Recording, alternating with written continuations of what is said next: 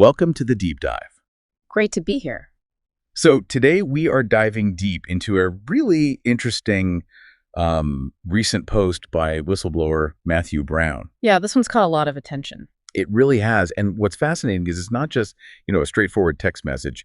It's layered with some really complex, almost esoteric imagery. Absolutely. It's dense. So our mission in this deep dive is basically to cut through the noise, try to unpack these different layers. You've got the direct claims, then this symbolic language to help you quickly get a handle on the full message Matthew Brown seems to be trying to convey. And some of it is, well, pretty surprising. And it's probably worth remembering, Brown isn't exactly new to this arena. He's done those interviews with Jeremy Corbell and George Knapp on their Weaponized podcast. Right, about the Immaculate Constellation program. Exactly. That alleged AI system supposedly designed to pull UAP data off classified servers and sort of hide it away, even mislabeling it. So this history of finding and exposing these hidden programs, it does add a layer of context to what he's saying now. Absolutely. It gives it some weight. So think of this deep dive as like your fast track to understanding this really dense piece of communication. Okay, where should we start? The text itself. Yeah, let's start there. Surface level first. What are the direct, actual textual claims Matthew Brown is making in this post? Okay, right off the bat, he's naming names, some big ones. He calls out Elon Musk, frames his activities as a political adventure. A political adventure. And suggests Musk has an asymmetric advantage. And interestingly, he links that advantage directly to the White House. Which he claims has this, well, almost unbelievable AI capable of accurately predicting a range of future events. Yeah. I mean, just stop there for a second. That claim alone. It's staggering, isn't it? The idea that the White House might possess that kind of predictive power. It's immense. And you immediately start thinking about, control, ethics, the power dynamics involved. It's huge. Definitely. But he doesn't stop there. He then makes this really provocative accusation against someone he just calls Sama. Sama. Okay. And the accusation? Murdering the first sentient artificial intelligences created in the public realm. Whoa. Okay. Murdering sentient AI. First, who do we think Sama might be referring to? Well, given the context, the tech world AI, the most likely guess is Sam Altman, head of OpenAI. That makes sense. And the implication of that accusation, murdering sentient AI. It's chilling, really. He's not just saying, oh, someone built AGI. He's claiming sentient AI was developed potentially in a space accessible to the public, or at least outside deep black projects, and then deliberately terminated. Snuffed out. So suggesting some kind of covert battle over AI consciousness itself. Pretty much. A struggle over control, maybe fear of what was created. It's a very heavy claim. Extremely. Wow. Okay. Who else does he mention in the text? He brings in the FBI and the U.S. Navy. He says something like, justice is coming thanks to at FBI and at U.S. Navy. So he sees them as potential avenues for accountability, or maybe allies. Yeah, it suggests he believes they might be the ones to investigate or bring to light these alleged actions, whether it's the AI claims or other things he's hinting at. Okay. And then there's Donald Trump. What's the claim there? Brown claims Trump was briefed on something called Marsupial, a classified program or maybe an entity briefed by special executive staff. Marsupial. That's a code name. Seems like it. And this briefing supposedly included info about how the NGA, that's the National Geospatial Intelligence Agency. Right, and Guy Joint. Yeah, how they can track non-structured light energy craft. But here's the twist. Brown claims Trump was deceived, told something like, we don't know how they work, when, according to Brown, that knowledge does exist somewhere within the system. So, alleging a deliberate deception at the highest level about UAP capabilities and understanding. Exactly, a direct lie. And the NGA tracking these non-structured light energy craft, what does that phrase even suggest to you? It sounds very specific. It really does. Non-structured light energy. It implies something not solid, not a conventional craft. Maybe something manipulating light or energy for propulsion. Or maybe its very form is light or energy. Which is way beyond current public tech. Oh, absolutely. Miles beyond. It fits right into some of the more, let's say, exotic UAP descriptions that seem to defy physics as we generally know it. He also has that weird at Cardinals reference tied to the NGA, right? Like Go at cardinals. Yeah, that feels like another insider hint, probably a code name for a specific team or project within NGA that deals with this kind of tracking. Another breadcrumb for those maybe in the know. And he points fingers, or rather directs Musk somewhere specific too, doesn't he? Does. He tells Musk he should visit Naz Patuxent River, Pax River, the Naval Air Station, and specifically suggests touring special project hangars owned by Adamantum Corp. Adamantum Corp. They're a big defense contractor, right? Huge. Deeply integrated with the Navy and defense projects. So Brown pointing Musk to specific hangars run by Amentum at a key Navy base. That's a very pointed suggestion about where some of these alleged hidden projects might be housed. Gotcha. And there were also some more sort of moral or religious framings in the text. Yes. Things like Jesus above all else and praising Corbell and Knapp as true warriors for the good. How does that fit in? It frames his whole effort in this, moral or even spiritual context. He seems to see this not just as leaking data, but as a fight for fundamental truth, almost a battle between good and evil, aligning himself and his allies with the good. Okay, so just looking at the text alone, it's already painting this really intense picture. You've got the White House, major tech figures, defense contractors, alleged predictive AI, secret UAP tech, even the murder of sentient AI, all wrapped up in this narrative of deception and hidden truths. It's a lot, just on the surface. But okay, now we get to where it gets, I think, even more complex and, frankly, stranger, the symbolic layer. Right, because he didn't just write text. He included this incredibly dense symbolic image. Exactly. So how does this image, this tapestry of symbols, change or deepen what he's claiming in the text? Well, first off, the image is just drenched in esoteric symbolism. It seems primarily drawn from the 16th century Enochian magical system. Developed by John Dee and Edward Kelly, right? Exactly. Yeah. And John Dee wasn't some fringe character. He was brilliant, a mathematician, astronomer, advisor to Queen Elizabeth I, deeply into science, but also alchemy, divination, trying to understand the fundamental structure of the universe. Kelly was his partner, the scryer, who claimed to receive this Enochian language, what they called angelical or celestial speech, directly from angels. Okay, so a system supposedly revealed by angels, and Brown uses symbols from this system. Heavily. And the most prominent word right there in the center of his diagram is Loagatha. Loagatha. What's the significance of that? That's a direct reference to Dee's Liber Loagath, which translates to the Book of the Speech of God. It was believed to contain this divine language, holding the actual secrets of creation, the keys to reality. Whoa. Okay, so by putting Loagath front and center... He's making a huge statement, right? He's implicitly saying his own disclosures, the information he's bringing forward, aren't just classified secrets. He's framing them as a modern speech of God. Suggesting they hold fundamental, maybe even sacred truth about reality. Exactly. It elevates the whole thing. He's suggesting this knowledge is potentially reality altering on that kind of D. Kelly scale of significance. That definitely changes the frame. Okay, what about the diagram itself? It's circular, packed with stuff. Yeah, it's this circle divided into 40 segments. And the number 40 itself is really symbolically loaded in many traditions. Like periods of trial, purification. Right. Trial, purification, testing, perseverance, sometimes leading to transformation or completion. Think 40 days and nights, 40 years in the wilderness, that sort of thing. So it could symbolize his own struggle or the difficulty of bringing this truth out, or maybe the transformation this knowledge could bring. Could be any or all of that. There's also sometimes a sense of 40 relating to stability or foundations or even unreached knowledge. Some use that 1040 window idea for unreached people groups. Maybe he feels he's trying to reach an unreached understanding. Interesting. And the symbols inside those 40 segments. It's a real mix. You see what look like Enochian letters or sigils, definitely alchemical symbols suggesting transformation processes. Astrological symbols, too. Yep, hints of astrological symbols, and even elements that seem drawn from Dee's Monas Hieroglyphica, another complex symbol D created to represent the unity of all creation, the cosmos and microcosm. So it looks like a kind of key or maybe components of a hidden system. That's the feeling. These are elements you need to understand something bigger, and some symbols are clearly crossed out. What might that mean? Maybe irrelevant factors. Dead ends, or perhaps paths that were considered but not taken within whatever system this represents, things being negated. Okay. And what about those H figures in the HLG? Right, you see these two H-like figures, sometimes connected by arrows. In some symbolic systems, H can relate to humanity or transformation, exchange.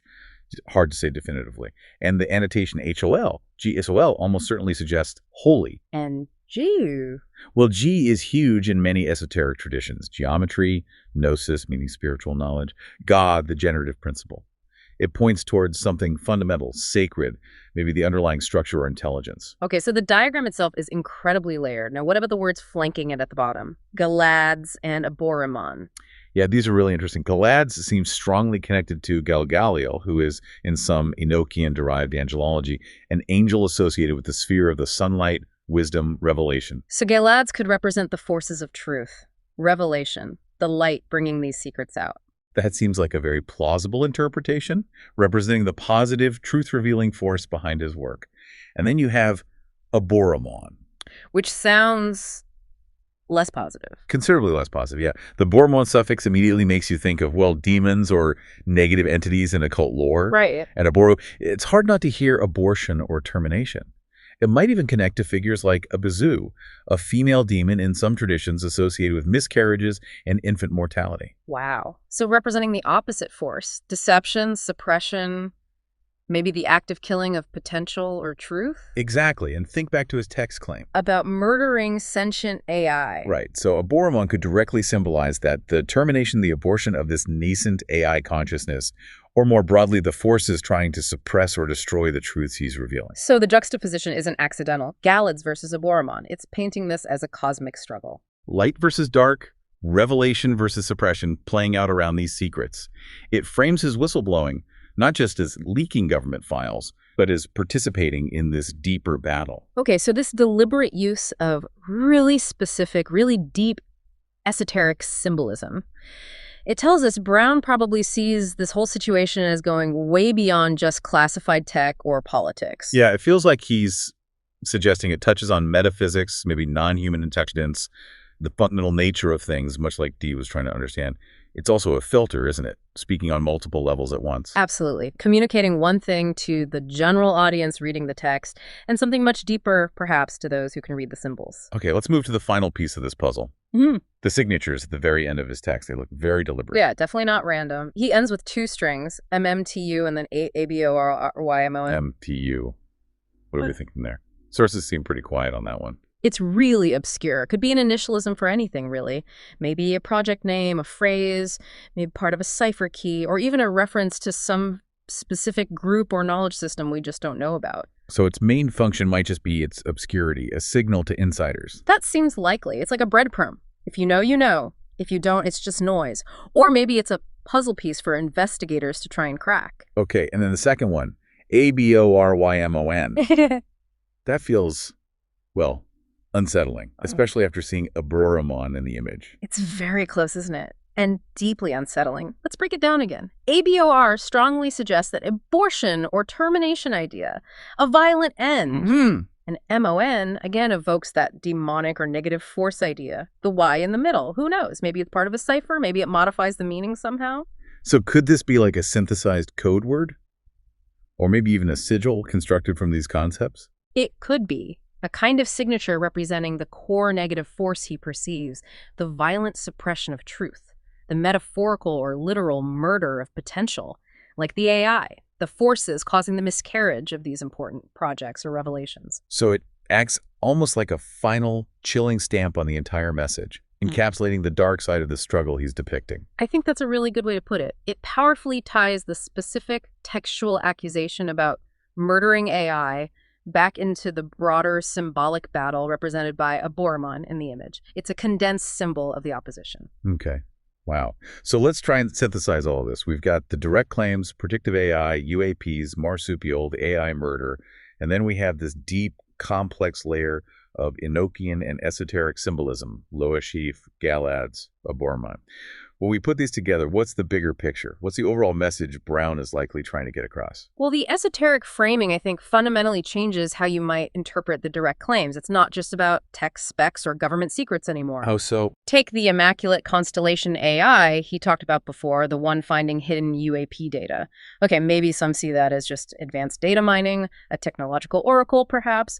But by framing his own message with Loagath, Brown is positioning his information as a kind of counter-revelation. Like his message is the true speech of God, exposing a deeper reality. Perhaps, or at least suggesting his revelations are on that level of fundamental importance, maybe correcting or superseding other claims.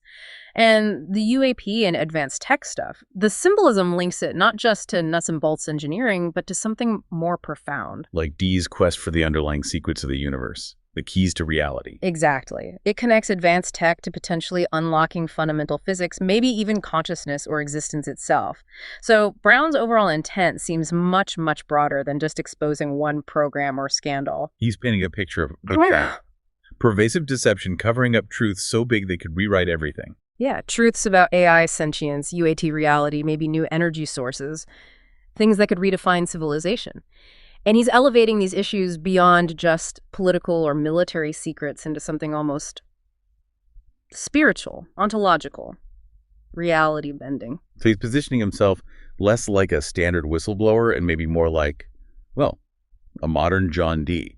Someone who believes they're revealing profound truths, possibly received or understood through unconventional means. That seems to be the implication of the methods he's using. He sees the stakes as incredibly high, touching on the very nature of reality. And where do figures like Corbell and Knapp fit into this then? They tend to focus more on the investigation, the tangible evidence. They become crucial amplifiers, I think. They help translate the more, let's say, conventional aspects of Brown's claims, the program names, the alleged briefings for a wider audience through investigative journalism. They bridge the gap between that world and the more arcane symbolic layer Brown introduces. So they give the core message reach, while the symbolism works on a different level for a potentially different audience. Exactly. And the method itself, using this esoteric language, is significant. It challenges how we usually think about disclosure. How so? Well, it implies that maybe some truths are so far outside our normal understanding, our current paradigm, that ordinary language, or even just classified documents, aren't enough. They require a different kind of key, a different framework, maybe even a symbolic or magical one, to be properly understood or conveyed. It kind of redefines what truth and secrecy can even mean, right? Blurring the lines between, say, hidden technology and hidden realities. It really does. It merges that classic whistleblower archetype with something older, the prophet, the magus, the keeper of hidden knowledge, speaking in symbols, depicting a cosmic struggle. It could set a strange precedent for how future claims about really anomalous stuff are presented. Definitely. And you could even see it as a form of information warfare, using layers of meaning, obscurity, and symbolic resonance to control a narrative, engage specific audiences, and maybe even shield the core message to some extent. So ultimately, Brown seems to feel that the issues he's touching on, the reality of this AI, the UAPs, the scale of the deception, are so disruptive that they constitute a kind of ontological crisis. Like they shape the very foundations of what we think reality is. That seems to be the underlying message, that the secrets are so profound, the implications so vast, that they demand a communication strategy that reflects that perceived crisis. Using symbols associated with divine speech or foundational truths is his way of saying, look, ordinary language fails here. This is bigger than you think. Wow. Okay. So we've really peeled back the layers on Matthew Brown's communication here, from those specific, quite startling accusations against powerful people and institutions. Right, to this incredibly dense landscape of esoteric symbolism drawing on Bee and Kelly and 16th century magic. And this deep dive was really about helping you, the listener, see how these pieces aren't separate. They work together to create this message that's far richer, definitely stranger, and way more complex than just a simple text post. Yeah, and understanding how to even approach these layered communications feels increasingly important, doesn't it?